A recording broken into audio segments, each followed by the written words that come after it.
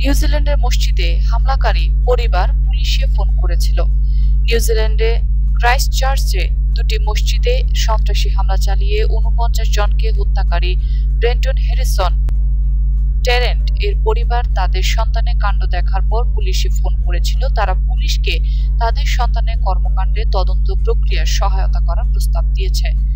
ব্রেন্টনের পরিবার অস্ট্রেলিয়ার new south Wales এর গ্রাফটন শহরে বাস করেন।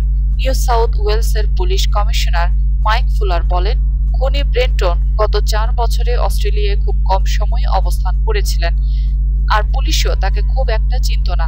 কয়েকবার মাত্র তার বিরুদ্ধে ট্রাফিক নিয়ম ভঙ্গ করার অভিযোগ এসেছিল, তবে এখন তার বিরুদ্ধে খুনের অভিযোগ আনা হয়েছে। তদন্তের পরে তার বিরুদ্ধে আরো গুরুতর কিছু অভিযোগ আনা হতে পারে। টেরেন্ট অনলাইনে তার মতাদর্শ সম্পর্কে ৭৩ পৃষ্ঠা যে ইশতেহার প্রকাশ করেছে তাতে তিনি নিজেকে একজন সাধারণ শ্বেতাঙ্গ পুরুষ বলে বর্ণনা করেন।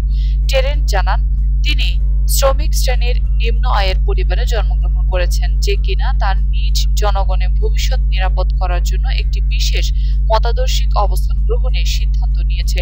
টেরেন্টে বলেছে, ইউরোপিয়ানদের দেশগুলোতে অভিবাসন হার সরাসরি কমানোর জন্য তার নিউজিল্যান্ড ক্রাইস্টচার্চে মুসলিমদের মসজিদের উপর হামলা চালিয়েছে। স্কাই নিউজ জানিয়েছে, গ্রাফটন শহরে মানুষেরা তার মতো একজন নম্র, ভদ্র এবং শিষ্টাচার সম্পন্ন তরুণ এমন নৃশংস হত্যাকাণ্ড ঘটিয়েছে শুনে অবাক হয়ে গেছে।